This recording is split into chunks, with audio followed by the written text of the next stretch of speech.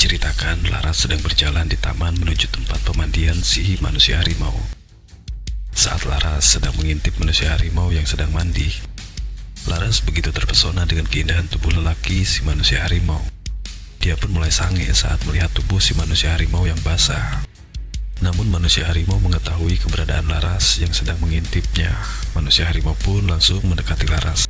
Laras selalu berlari, namun saat posisi Laras terpojok di sebuah pohon, manusia harimau pun langsung menciumi dan menggerayangi tubuh Laras. Saat Laras menikmati setiap ciuman dan sentuhan manusia harimau, tiba-tiba saja ibu Laras mengetuk-ketuk pintu membangunkan Laras untuk segera bergegas ke sekolah.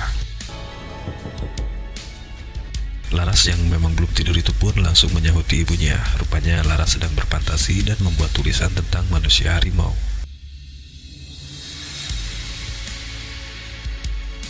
Ini adalah Laras, merupakan siswa penerima beasiswa sekolah elit di Jakarta.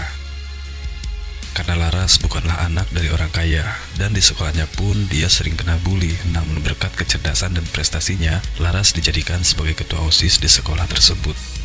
Kepala sekolah pun sangat bangga pada Laras. Selain berprestasi, Laras merupakan anak yang taat beragama. Namun di balik itu semua, ada sisi liar yang disembunyikan oleh Laras. Dia selalu menumpahkan kesangiannya pada pria yang dia sukai di dalam tulisan. Menyukai seseorang adalah hal biasa, namun untuk bisa mengungkapkannya itu mungkin bukanlah perkara mudah. Terlebih dia adalah teman dekatnya. Makanya Laras hanya berfantasi dan melakukan hubungan seksualnya itu di dalam tulisan blog saja. Namun dia harus menghadapi kesialan karena kecerobohannya saat membuat tulisan pada saat kelas komputer. Dia tak memastikan kalau dia sudah log out, sampai akhirnya tulisan-tulisan Laras yang berisi fantasi seksual dirinya pada teman prianya pun tersebar dan viral di media sosial.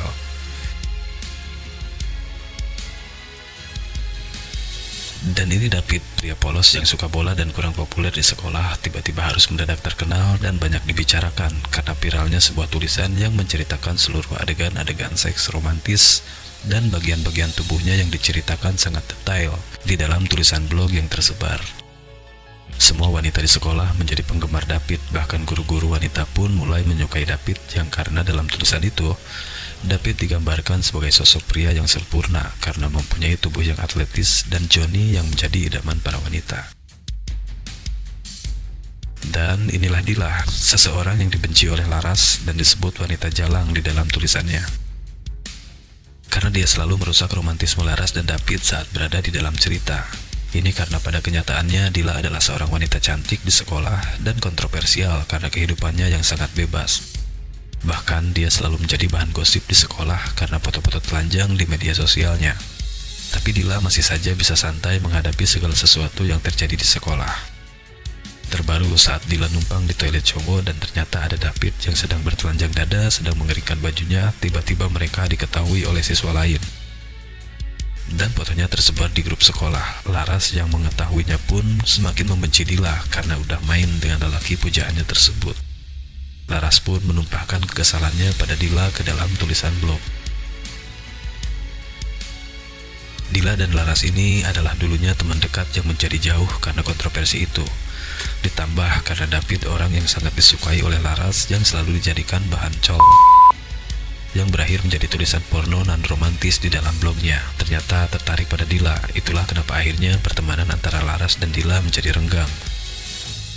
Namun sebuah kejadian yang tak diduga terjadi. Pagi hari saat sekolah akan dimulai, Laras mendapati temannya sedang membaca tulisan manusia harimau, yang tentu saja membuatnya kaget karena itu merupakan tulisannya. Tulisan Laras tentang David pun tersebar dan menjadi viral di sekolah. Tentu saja Laras panik dan teringat akan kelas komputer kemarin. Dia pun buru-buru menuju ke ruangan kelas dan mengecek komputer yang telah dipakainya. Lalu dia menutup akun blog tersebut dan menghapus history browsing di komputer. Investigasi atas kasus ini pun dilakukan oleh sekolah dan diketahui bahwa tulisan terakhir yang diupload adalah dari komputer sekolah. Dan di hari upload tulisan itu yang memakai komputer sekolah adalah kelasnya Laras. Tentu saja hal itu membuat Laras semakin panik. Tapi di sisi lain, David kini menjadi populer di sekolah berkat tulisan blog yang tersebar. David menjadi idola para cewek sekolah, namun David sendiri merasa tak nyaman karena tulisan tentang dirinya merupakan tulisan porno. Sampai kemudian David pun bertanya pada Laras apakah dia yang menulis cerita itu. Serba salah dan takut kalau semua akan terbongkar, Laras pun berbohong.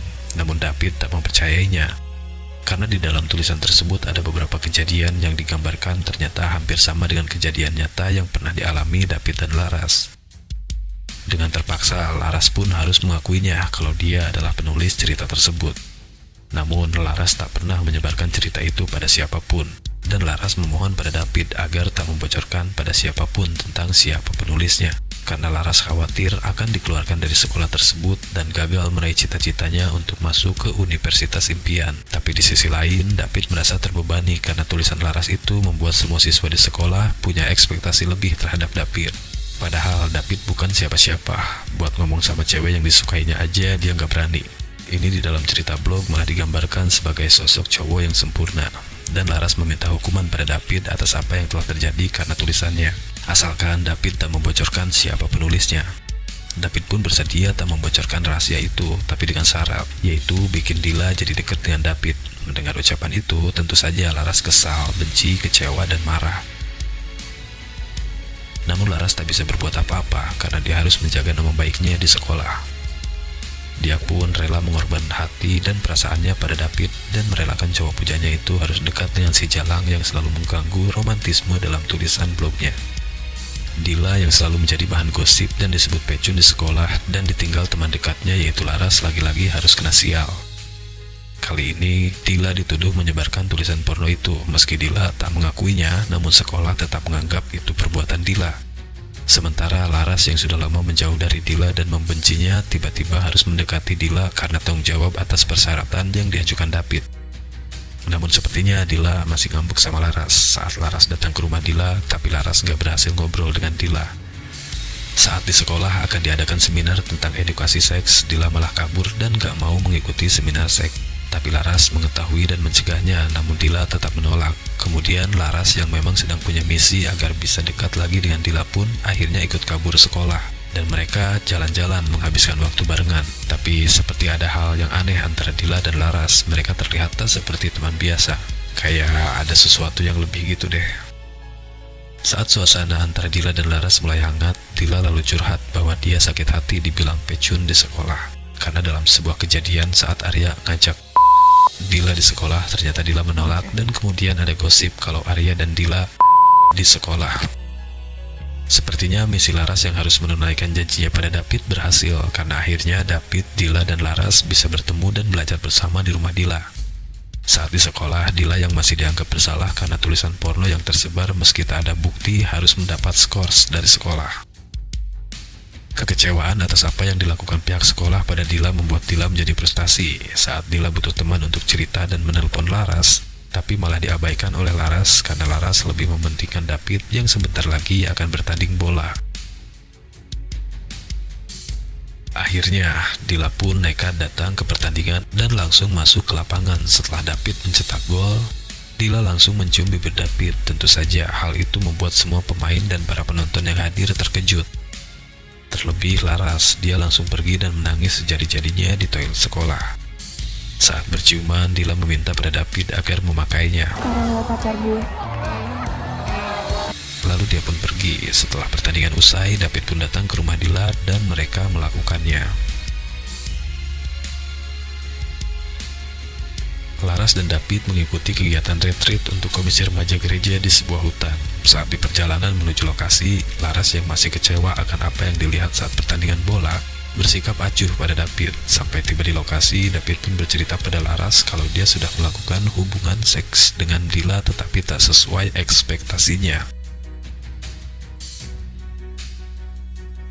Lalu saat kegiatan retreat dimulai, David dan Laras berjalan beriringan, namun David tiba-tiba ketakutan dan mengalami panic attack.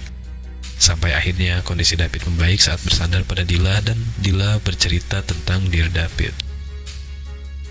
Sampai mereka kembali pulang, David yang masih penasaran akan kelanjutan cerita Dear David yang belum selesai, Laras pun mengirimkan kelanjutan cerita lewat chat. Namun ternyata saat itu David sedang berada di kamar Dila. Dan mereka sedang bertengkar karena David tak akan melanjutkan hubungannya dengan Dila. Merasa kecewa, Dila meminta waktu untuk berpikir dan David pun meninggalkan Dila di kamarnya. Namun tiba-tiba saja chat dari Laras yang berisi akhir dari cerita Dear David lengkap dengan keterangan sang penulisnya, yaitu Laras, masuk ke handphone David yang tertinggal dan dibaca oleh Dila. Tentu saja hal itu membuat Dila kaget sekaligus makin kecewa, karena ternyata selama ini Laras berbohong dan tega mengorbankan Dila, sahabatnya sendiri yang telah dibully satu sekolahan dan diskors karena tulisan Laras. Dila akhirnya mengadukan hal itu kepada kepala sekolah. Petaka yang ditakutkan selama ini oleh Laras pun terjadi. Dia akhirnya dibully satu sekolahan dan terancam dikeluarkan dari sekolah. Namun Laras tetap menyalahkan Dila, sampai akhirnya Dila pun mengatakan pada Laras bahwa kenapa semua hal selalu tentang Laras, tanpa memikirkan bagaimana dengan Dila yang sudah menjadi korban atas kesepakatan yang terjadi antara Laras dan David sampai mendapat bulian dari sekolah, skorsing, dan perasaan yang hancur. Sejak kejadian itu, Laras pun merasa jadi orang yang gagal karena sebuah kebodohannya dia menghancurkan cita-citanya sendiri, mengecewakan ibunya, mengorbankan sahabatnya. Untungnya Laras mempunyai ibu yang selalu support, hingga akhirnya Laras pun bangkit dari keterpurukan. Dia pun datang pada Dila dan meminta maaf, namun pengakuan dari Dila yang membuat kaget adalah meski dia sering disakiti oleh Laras, dia sudah biasa dengan hal itu. Bahkan selama ini dia hanya memendam rasa sakit itu karena rasa sayang ke Laras jauh lebih besar daripada itu. Ternyata Dila adalah lesbian yang mencintai Laras dan menginginkan Laras menjadi pasangannya. Namun semua itu tak mungkin terjadi karena Laras bukanlah seorang lesbian.